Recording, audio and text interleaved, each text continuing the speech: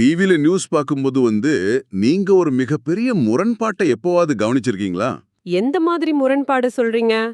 அதாவது, ஒரு பக்கம் அரசியல் தலைவர்கள் மேடைகள்ல தோன்றி, நாங்க எப்படியாவது உலக அமைதியை நிலைநாட்டுவோம், எந்த மூலையில போர் நடந்தாலும் அதை உடனே முடிவுக்கு கொண்டு வருவோம் அப்படின்னு ரொம்ப ஆவேசமா பேசிட்டு இருப்பாங்க.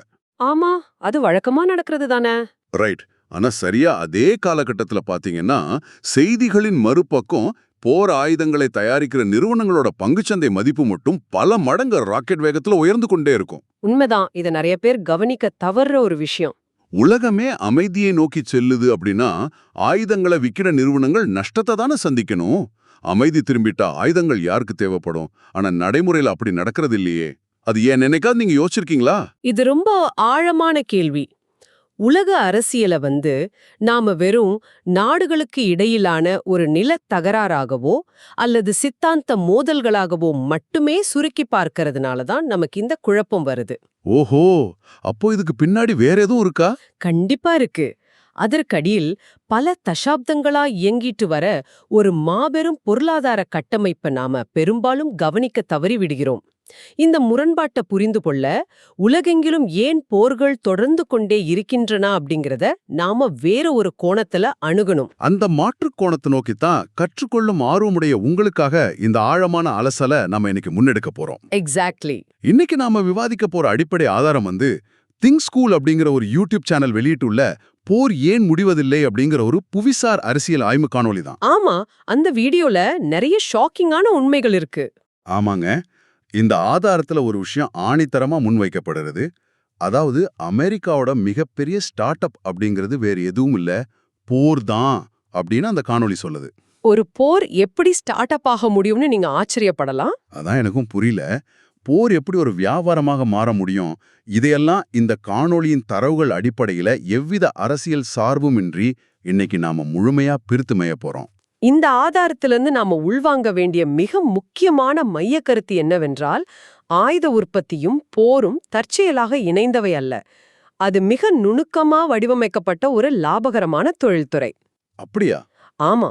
இந்த முழு கதையும் புரிஞ்சிக்க நாம இரண்டாம் உலகப் போர் காலகட்டத்துக்கு போகணும். ஏன்னா அங்கேதான் எல்லாமே மாறத் தொடங்கியது. சரி. இரண்டாம் உலகப் போர் தொடங்குவதற்கு முன்பு இருந்த அமெரிக்கா முற்றிலுமாக வித்தியாசமானது அப்படிங்கறத இந்த ஆதாரம் புள்ளி விவரங்களோட சுட்டிக்காட்டுது. எந்த அளவுக்கு வித்தியாசமானது?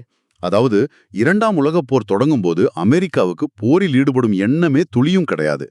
அவங்களோட கவனம் முழுக்க முழுக்க வியாபாரத்துல மட்டுமே இருந்துச்சு. ஆமா, அவங்க ஒரு ஐசோலேஷனிஸ்ட் பாலிசியை ஃபாலோ பண்ணிட்டு இருந்தாங்க. நம்ப முடியாவிட்டாலும் அதுதான் உண்மை. அப்போதைய அமெரிக்க ராணுவம் உலக அளவுல 19வது இடத்துல தான் இருந்துச்சு. நீங்க யோசிச்சு பாருங்க, போர்ச்சுகல் நாட்டோட ராணுவத்தை விட அமெரிக்க ராணுவம் அப்போ மிகச்சிறியது. உலகப் போரில் தங்களை இணைத்துக் கொள்ள அவங்க விரும்பவே இல்ல. ஆனா ஆசியாவில நடக்கிற மாற்றங்களை அவங்களால அப்படியே வேடிக்கை பார்க்கவும் முடியல. என்ன நடந்துச்சு ஆசியாவுல? ஜப்பான் அந்த காலகட்டத்துல ஒரு மாபெரும் ஏகாதிபத்திய சக்தியா உருவெடுத்துட்டு இருந்துச்சு. கொரியா, சீனா அப்படின்னு தொடங்கி வியட்நாம் வர பல நாடுகளை ஜப்பான் ராணுவம் ஆக்கிரமிக்க தொடங்கியது. ஓ, அதனால அமெரிக்காவுக்கு என்ன பிரச்சனை? இந்த ஆக்கிரமிப்புகள் அமெரிக்காவோட வர்த்தக நலன்களுக்கு மிகப்பெரிய அச்சுறுத்தலா மாறியது. அப்போதான் அமெரிக்கா தனது பொருளாதார தடைகளை ஜப்பான் மீது பிரயோகிக்க தொடங்கியது. ஆமாங்க. ஜப்பானுக்கான எண்ணெய் விநியோகத்தை அமெரிக்கா துண்டிச்சது. அது மட்டும் இல்லாம அமெரிக்கா வங்கிகளில் இருந்த ஜப்பானின் கணக்குகளையும் சொத்துக்களையும் அதிரடியா முடக்கியது. எந்த ஒரு நாட்டுக்கும் எண்ணெய் இல்ல அப்படின்னா ராணுவம் ஒரு இன்ச் கூட நகர முடியாது இல்லையா? கண்டிப்பா முடியாது. இந்த தடைகள் ஜப்பானை ஒரு இக்கட்டான நிலைக்கு தள்ளியது. இதன் விளைவாகத்தான் 1941ல ஜப்பான் பேர்ல் ஹார்பர் மீது அந்த வரலாற்று புகழ் வாய்ந்த தாக்குதலை நடத்தியது. ஆமா, ஒரு சர்ப்ரைஸ் அட்டாக். இதுல 2400 அமெரிக்கர்கள் கொல்லப்பட்டாங்க.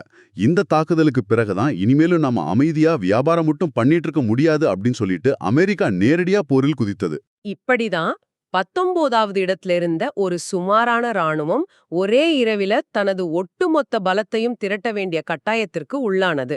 ஆனா இங்கேதான் ஒரு மிகப்பெரிய நடைமுறை சிக்கல் அவங்களுக்கு வந்துச்சு. அது என்ன சிக்கல்? போர் முனையில நிற்பதற்கு பல கோடி கணக்கான ஆயுதங்கள், விமானங்கள், டாங்கிகள் தேவையே. அதை யார் தயாரிக்கிறது? அமெரிக்க நிறுவனங்களோ அந்த அளவுக்கு ஆயுதங்கள் தயாரிக்க தயாரா இல்ல. சரி, இத நாம கொஞ்சம் விரிவாக பார்ப்போம். அமெரிக்கா போன்ற ஒரு தொழில்மயமான நாட்டுல உள்ள நிறுவனங்கள் ஏன் ஆயுதங்கள் தயாரிக்க தயங்கணும்? அது ஒரு நல்ல கேள்வி. இதற்கான காரணத்தை அந்த ஆதாரம் மிக தெளிவா விளக்குகிறது. போரில் எப்போதுமே ஒரு நிச்சயமற்ற தன்மை இருக்கும். ஒரு நிறுவனம் பல மில்லியன் டாலர்கள் முதலீடு செஞ்சு புதிய தொழிற்சாலைகளை கட்டி ஆயுதங்களை தயாரிக்க தொடங்குதுன்னு வச்சுப்போம். சரி. திடீர்னு ஒரு 2 மாசத்துல போர் முடிஞ்சிட்டா என்ன ஆகும்? அந்த ஆயுதங்களை யாரும் வாங்க மாட்டாங்க, ஒட்டுமொத்த முதலீடும் குப்பியாகிடும் அல்லவா? எக்ஸாக்ட்லி. இந்த ஒரு நிதி அபாயத்தை, அதாவது ஃபைனான்ஷியல் ரிஸ்க் எடுக்க எந்த கார்ப்பரேட் நிறுவனமும் முன் வரல. இந்த தயக்கத்தை உடைக்க அப்போதைய அமெரிக்க அரசு ஒரு மாபெரும் திட்டத்தை கொண்டு வந்தாங்க. அதன் பெயர்தான் கேரண்டீட் ப்ராஃபிட் கான்ட்ராக்ட்ஸ், அதாவது உத்தரவாதமான லாப ஒப்பந்தம். ஓ, கேரண்டீட் ப்ராஃபிட் அப்படின்னா? இந்த திட்டம் நிறுவனங்களுக்கு ஒரு முழுமையான பாதுகாப்பு வலைய விரித்தது. அதாவது உங்களுக்கு உற்பத்தி செலவு எவ்வளோ ஆனாலும் சரி, அதை நாங்க ஏத்துக்கிறோம். அதோட சேர்த்து ஒரு குறிப்பிட்ட சதவீத லாபமும் உங்களுக்கு உத்தரவாதமா வழங்கப்படும் அப்படின்னு கவர்மெண்ட் சொல்லிட்டாங்க. இந்த திட்டத்தின் பின்னாடி உள்ள தந்திரம் எப்படி செயல்பட்டது அப்படிங்கறத எளிதா புரிஞ்சுக்க நான் ஒரு உதாரணம் சொல்றேன். சொல்லுங்க. இது எப்படி இருக்குன்னா, நீங்க ஒரு மிகப்பெரிய ரெஸ்டாரண்ட்டுக்கு போறீங்க. அங்க இருக்கும் விலை உயர்ந்த உணவுகள் அனைத்தையும் ஒரு 100 பேருக்கு ஆர்டர் பண்றீங்க. ஓகே, ஒரு பெரிய பார்ட்டி மாதிரி. ஆமா, உணவக உரிமையாளர் நிறைய செலவு செஞ்சு சமைக்க தொடங்குறாரு. ஆனா சமையல் பாதியிலே நடக்கும்போது, எனக்கு இப்ப பசி இல்ல, ஆர்டரை கேன்சல் பண்ணிடுங்க அப்படின்னு நீங்க சொல்றீங்க. அவர் கண்டிப்பா கோவப்படுவார் இல்லையா? அதிர்ச்சி அடைவார். ஆனா நீங்க அவரிடம் கவலைப்படாத, சமைத்த வரைக்கும் உனக்கு என்ன செலவாச்சோ அந்த முழு செலவையும் நான் தந்துடுறேன், அதோட சேர்த்து உனக்கு 10% டிப்ஸும் கட்டாயமாக தர்றேன் அப்படின்னு சொன்னா எப்படி இருக்கும்? அடா, இது சூப்பரா இருக்கே. அதுதான் இந்த ஒப்பந்தம். ஒரு நிறுவனம் 2000 போர் விமானங்களை தயாரிக்க ஒப்பந்தம் பண்ணுது. ஒரு விமானத்தோட தயாரிப்பு செலவு $50,000, ஆக மொத்தம் $100 மில்லியன் செலவாகும்னு வச்சுப்போம். போர் முன்கூட்டியே முடிஞ்சிருது. அந்த நிறுவனம் வெறும் 1500 விமானங்களை மட்டுமே பாதி தயாரித்திருக்கு அப்படின்னா என்ன நடக்கும்? அந்த நிறுவனம் நஷ்டமடையாது. அந்த 1500 விமானங்களுக்கான செலவான $75 மில்லியன் அரசு அப்படியே கொடுத்துடும். அது மட்டும் இல்லாம எந்த வேலையும் செய்யாமலேயே உத்தரவாதமா 10% லாபத்தையும், அதாவது $7.5 மில்லியன் அரசு சேர்த்து வழங்கிடும். அடேங்கப்பா! ஆமா, நஷ்டமடைவதற்கான வாய்ப்பே இல்ல அப்படின்னு ஆன உடனே அமெரிக்காவோட மாபெரும் நிறுவனங்கள் எல்லாமே போட்டி போட்டுக்கிட்டு களத்துல குதிச்சாங்க. உண்மைதான்.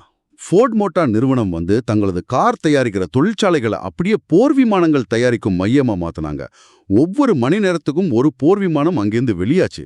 ஆமா, ஜெனரல் மோட்டார்ஸ் டேங்கிகளை உருவாக்க தொடங்குனாங்க. போயிங் நிறுவனம் மாபெரும் குண்டுவீச்சு விமானங்களை தயாரிச்சாங்க. பணம் தண்ணியா செலவழிக்கப்பட்டது. உதாரணத்துக்கு பாத்தீங்கன்னா, அணுகுண்டை உருவாக்குன அந்த மன்ஹாட்டன் ப்ராஜெக்ட்க்கு அன்றைய மதிப்புல $2 பில்லியன் செலவிடப்பட்டது. அது இன்றைய மதிப்புல சுமார் $30 பில்லியன். இப்படிதான் அமெரிக்க பொருளாதாரம் முற்றிலுமா ஒரு போர் பொருளாதாரமா, அதாவது வார் எக்கனாமியா உருமாறியது. சரி, 1945ல என்ன நடந்துச்சு? ஜப்பான் சரணடைந்தது, போர் முடிவுக்கு வந்தது. இங்கதான் நான் உங்களை நிறுத்த விரும்புறேன். 1945ல போர் முடிஞ்சிடுச்சு, உலகமே கொண்டாடுது. இப்போ என்ன நடக்கணும்? எந்த காரணத்துக்காக அமெரிக்கா போரில குதிச்சாங்களோ அந்த நோக்கத்தை அவங்க அடைஞ்சிட்டாங்க. ரைட். அப்படி என்றால் ராணுவத்தை கலைச்சிட்டு இந்த கார் தயாரிக்கிற நிறுவனங்கள் மீண்டும் தங்களது கார் உற்பத்திக்கு திரும்பி போயிருக்கணும். உலக அமைதி திரும்பிடுச்சு, எல்லாம் சுபமா முடிஞ்சது அப்படின்னு தானே நம்ம நினைக்க தோணும். சாதாரணமா யோசிச்சா அப்படிதான் தோணும். ஆனா இந்த காணொளி சொல்றத பார்த்தா, அமைதி திரும்புவது அமெரிக்க அரசுக்கு ஒரு மிகப்பெரிய பொருளாதார வீழ்ச்சியாக பார்க்கப்பட்டது அப்படின்னு சொல்லுது. இது கேட்கவே சற்று அபத்தமா இருக்கே. உலக அமைதி எப்படி ஒரு நாட்டுக்கு மிகப்பெரிய அச்சுறுத்தலாகவோ அல்லது பொருளாதார நெருக்கடியாகவோ மாற முடியும்? நாட்டு உற்பத்தியில, அதாவது ஜிடிபில சுமார் 40% பாதுகாப்பு துறையை மட்டுமே சார்ந்திருந்துச்சு. 40%? ஆமா, அது வெறும் காகித எண்கள் அல்ல. சுமார் 70 மில்லியன் மக்கள், அதாவது அப்போதைய ஒட்டுமொத்த அமெரிக்க மக்கள் தொகையில 13% பேர் இந்த போர் தளவாட உற்பத்தியை நம்பித்தான் தங்களோட வாழ்வாதாரத்தையே கொண்டிருந்தாங்க. ஓ, அப்படியென்றால் அந்த 70 மில்லியன் மக்களோட வேலை வாய்ப்பு அப்படிங்கிறது போர் தொடர்வதில் தான் அடங்கியிருக்கு. கரெக்ட். அமைதி அப்படிங்கிறது உலகத்தின் தேவை என்றாலும் அமெரிக்காவை பொறுத்தவரை அது அந்த 70 மில்லியன் மக்களின் ஊதியத்திற்கு வைக்கப்பட்ட ஆப்பு. வேலைவாய்ப்பு குறைஞ்சா பொருளாதாரம் சரியும், பொருளாதாரம் சரிந்தா அடுத்த தேர்தலில் ஆளுங்கட்சிக்கு ஓட்டு கிடைக்காது. இதெல்லாம் அரசியல்வாதிகள் மிக தெளிவா உணர்ந்திருந்தாங்க. துல்லியமா இதுதான் நடந்துச்சு. உலக அமைதியால் வரவிருந்த இந்த மாபெரும் பொருளாதார மந்தநிலையை தவிர்க்க ஒரு புதிய கட்டமைப்பு உருவாக்கப்பட்டது. என்ன கட்டமைப்பு அது? அதத்தான் முன்னாள் அமெரிக்க அதிபர் ட்வைட் ஐசனோவர் ராணுவ தொழில்துறை கூட்டமைப்பு, அதாவது மிலிட்ரி இண்டஸ்ட்ரியல் காம்ப்ளெக்ஸ் அப்படின்னு சொல்லி எச்சரிப்பார். இது எப்படி வேலை செய்யுது? இது ஒரு முடிவற்ற சுழற்சிங்க.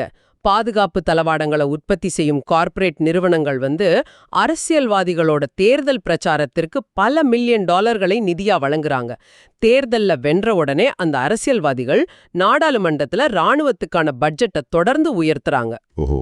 பென்டகன் அந்த பில்லியன் கணக்கான டாலர்கள் கொண்ட பட்ஜெட்டை பயன்படுத்தி மீண்டும் அதே பாதுகாப்பு நிறுவனங்களுக்கு புதிய ஆயுதங்கள் தயாரிக்க ஒப்பந்தங்களை வழங்குது. இங்கேதான் இந்த ரிவால்விங் டோர் அப்படிங்கிற சுழல் கதவு விஷயம் உள்ள வருது. ஆமா, அது ரொம்ப முக்கியமான பாயிண்ட். அதாவது பென்டகனிலிருந்து பாதுகாப்பு நிறுவனங்களுக்கு ஒப்பந்தங்களை அனுமதிக்கும் பல உயர்மட்ட ராணுவ அதிகாரிகள் தாங்க பதவியிலிருந்து ஓய்வு பெற்றவுடன் என்ன பண்றாங்க? எந்த நிறுவனங்களுக்கு அவங்க அதிக ஒப்பந்தங்களை வாங்கி கொடுத்தாங்களோ அதே நிறுவனங்களில் பல கோடி ரூபாய் சம்பளத்துல நிர்வாக குழு உறுப்பினர்களா, அதாவது போர்டு மெம்பர்ஸா வேலையில சேர்றாங்க. ரைட். இது சட்டபூர்வமான ஒரு லஞ்சம் போல அல்லவா செயல்படுது. ஆமாங்க, இந்த சங்கிலி அறுபடாமலேயே சுழன்று கொண்டே இருக்கு. ஆனா ஒரு இயந்திரம் தொடர்ந்து ஓடணும் அப்படின்னா அதுக்கு எரிபொருள் தேவையே. கண்டிப்பா. அதே போல இந்த போர் இயந்திரம் தொடர்ந்து ஆயுதங்களை உற்பத்தி செய்து கொண்டே இருக்கணும்னா அந்த ஆயுதங்களை பயன்படுத்த ஒரு தொடர்ச்சியான போர் தேவை, ஒரு நிரந்தரமான எதிரி தேவை. ஹிட்லரும் இல்ல ஜப்பானும் சரணடைஞ்சிருச்சு அப்படின்னா அடுத்து யார் அந்த எதிரி? அந்த புதிய எதிரி தான் சோவியத் யூனியனும் கம்யூனிசமும். அமெரிக்க தலைவர்கள் ஒரு புதிய வெளியுறவு கொள்கையை அறிவிச்சாங்க. உலகில் கம்யூனிசம் எங்கு பரவினாலும் அத எந்த வழியிலாவது நாம எதிர்ப்போம் அப்படின்னு. கரெக்ட். சரி, அரசியல்வாதிகளுக்கும் கார்ப்பரேட்டுகளுக்கும் லாபம் கிடைக்குது அப்படிங்கிறதுக்காக அவங்க முடிவெடுக்கிறாங்க. ஆனா ஜனநாயகத்துல பொதுமக்களோட வரிப்பணம் தானே இது. மக்களுக்கு சம்பந்தமே இல்லாத ஒரு நாட்டுடன் சண்டை போட பொதுமக்களின் சம்மதத்தை அரசு எப்படி பெற முடியும்? இது ஒரு மிக முக்கியமான கேள்வி. ஜனநாயகத்துல மக்கள் சுதந்திரமா முடிவெடுக்கிறாங்க அப்படின்னு தான் நாம நம்புறோம். ஆனா அந்த மக்களோட முடிவு எப்படி பிரச்சாரங்கள் மூலம் செயற்கையா வடிவமைக்கப்படுது அப்படிங்கறத இந்த ஆதாரம் தோலுரித்து காட்டுது. இதுக்கு பேரு தான் மேனுஃபேக்சரிங் கன்சென்ட், அப்படிதானே? பொறியாளர்கள் சொல்றாங்க. செய்தித்தாள்கள், ஹாலிவுட் திரைப்படங்கள், செய்தி சேனல்கள், ஏன் பள்ளிக்கூட பாடப்புத்தகங்கள் வழியாக கூட கம்யூனிஸ்டுகள் உலகத்தை அழிக்க வர்றாங்க, நமது சுதந்திரத்தை பறிக்க வர்றாங்க அப்படிங்கிற ஒரு மாபெரும் பயம் அமெரிக்க மக்கள் மத்தியில தொடர்ந்து விதைக்கப்பட்டது. ஒரு கற்பனையான அச்சுறுத்தல் நிஜமாகவே உருவகப்படுத்தப்பட்டது. எக்ஸாக்ட்லி. இப்படி மக்கள் மத்தியில பயத்தை விதைச்சு அவங்களோட வரிப்பணத்தை போருக்காக மடைமாற்றியதற்கு ஆகச்சிறந்த உதாரணம் தான் வியட்நாம் போர். இதை கேட்கும் உங்களுக்கே ஆச்சரியமா இருக்கலாம். அந்த காலகட்டத்துல சராசரி அமெரிக்க குடிமகனுக்கிட்ட போய் உலக வரைபடத்துல வியட்நாம் எங்க இருக்கு அப்படின்னு கேட்டா பெரும்பாலானவர்களுக்கு தெரியாது. உண்மைதான், அது ஒரு சின்ன நாடு. அது ஒரு சிறிய விவசாய நாடு. அமெரிக்காவுக்கும் அதற்கும் எந்த தொடர்பும் இல்ல. ஆனா வியட்நாம கம்யூனிஸ்டுகள் கைப்பற்றினால் அடுத்து உலகமே அவங்க கைக்கு சென்று விடும் அப்படின்னு மக்கள் கிட்ட நம்ப வைக்கப்பட்டது. ஆமா. அடுத்த 10 ஆண்டுகளுக்கு, அதாவது 1965 முதல் 1975 வரை அங்க நடந்த கொடூரம் வரலாற்றுல மறக்க முடியாதது. அமெரிக்கா அங்க 4 மில்லியன் டன் குண்டுகளை வீசினாங்க. 4 மில்லியன் டன்னா? ஆமா, இது எந்த அளவுக்கு பிரமாண்டமான அழிவு அப்படின்னா 2ஆம் உலகப் போரில் வீசப்பட்ட மொத்த குண்டுகளை விட அதிகம். மணி நேரத்திற்கு 45 டன் குண்டுகள் வீதம் தொடர்ந்து 10 ஆண்டுகளுக்கு வீசப்பட்டன. அந்த 4 மில்லியன் டன் குண்டுகள் ஆகாயத்துல இருந்து குதித்து விடலையே. அந்த ஒவ்வொரு குண்டும் அமெரிக்க ஆயுத நிறுவனங்களால பல $1000 தயாரிக்கப்பட்டு விற்கப்பட்டவை. அப்போ அதுல பெரிய லாபம் இருக்கு. கண்டிப்பா. ஒரு பக்கம் வியட்நாமில் 4 மில்லியன் அப்பாவி மக்கள் கொத்து கொத்தாக இறந்து கொண்டிருந்தாங்க. ஆனா மறுபக்கம் பாத்தீங்கன்னா பெல் ஹெலிகாப்டர் அப்படிங்கிற ஒரு நிறுவனத்தோட விற்பனை மட்டும் வியட்நாம் போரின் போது $150 மில்லியன் இருந்து $2 பில்லியன் உயர்ந்தது. $2 பில்லியன்? ஆமா. ரேதியான், பிரவுன் அண்ட் ரூட் போன்ற நிறுவனங்கள் வியட்நாம்ல ராணுவ தளங்கள் அமைக்க பல மில்லியன் டாலர் ஒப்பந்தங்களை பெற்று லாபத்தை அச்சிட்டு கொண்டிருந்தாங்க. இங்கதான் ஒரு பெரிய முரண்பாடு வெளிச்சத்துக்கு வருது. வியட்நாம்ல நடப்பது கம்யூனிசத்துக்கு எதிரான தர்ம யுத்தம் அப்படின்னா, வியட்நாம் போருக்கும் எந்த சம்பந்தமும் இல்லாத பக்கத்து நாடான கம்போடியா மீது அமெரிக்கா ஏன் குண்டுகளை வீசினாங்க? அதுக்கு அவங்க என்ன காரணம் சொன்னாங்க? காரணம் கேட்டா, வியட்நாம் போராளிகள் அந்த நிலத்தை தங்களது தளவாட போட்டுவரத்துக்கு பயன்படுத்துறாங்க அப்படின்னு சொன்னாங்க. ஒரு நாட்டோட நிலவழியை பயன்படுத்துறாங்க அப்படிங்கிறதுக்காக அந்த நாட்டின் மீது ஆயிரக்கணக்கான குண்டுகளை வீசி அப்பாவி மக்களை கொல்வது என்ன நியாயம்? இது ரொம்ப குரூரமான ஒரு விஷயம். ரத்தம் ஓடிக்கொண்டிருக்கும் நிலத்தின் மீது நின்னுக்கிட்டு பங்கு சந்தையில லாபத்தை அறுவடை செய்யும் இந்த மனநிலை எவ்வளவு குரூரமானது. ஜனநாயகம் அப்படிங்கிற பெயர்ல முடிவெடுக்கும் அதிகாரம் உண்மையாகவே யார் கையில இருக்கு அப்படிங்கறத உங்களை போன்றவங்க சிந்தித்து பார்க்க இந்த தரவுகள் கண்டிப்பா தூண்டும். ஆமா, வியட்நாம் போர் அமெரிக்காவுக்கு மாபெரும் தோல்வி என்றாலும் அந்த ஆயுத நிறுவனங்களுக்கு அது ஒரு மாபெரும் வெற்றி. சரி, வியட்நாம் போரிலிருந்து அவங்க ஏதேனும் பாடம் கற்றார்களா? கத்துக்கிட்டாங்களா? இல்ல. பனிப்போர், அதாவது கோல்டு வார் முடிவுக்கு வந்ததும் கம்யூனிசம் அப்படிங்கிற எதிரி காணாமல் போனான். உடனடியாக அவங்க உருவாக்கிய அடுத்த எதிரிதான் பயங்கரவாதம், டெரரிசம். ஓஹோ, அடுத்த சாப்டர் ஆரம்பிச்சிருச்சு. ஆமா. இந்த லாப இயந்திரம் 21ஆம் நூற்றாண்டிலும் எப்படி தன் எல்லையை விரிவுபடுத்தியது அப்படிங்கறத அடுத்தடுத்த நிகழ்வுகள் நமக்கு காட்டுது. ஆமாங்க, நவீன போர் இயந்திரத்தோட அத்தியாயங்கள் இன்னும் விசித்திரமானவை. ஈராக் போர் எடுத்துப்போம். 1974 காலகட்டங்கள்ல சதாம் ஹுசேனுக்கு இதே அமெரிக்க அரசு தான் பல மில்லியன் டாலர்கள் நிதியுதவி அளித்து வளர்த்து விட்டது. இது பல பேருக்கு தெரியாத உண்மை. அப்போதைய அமெரிக்க உயர்மட்ட அதிகாரி டொனால்ட் ரம்ஸ்ஃபீல்ட் சதாம் ஹுசைனுடன் சிரித்துக்கொண்டு கைகுலுக்கும் ஒரு புகழ்பெற்ற புகைப்படம் கூட அந்த காணொளியில சான்றாக காட்டப்படுது. ரைட்.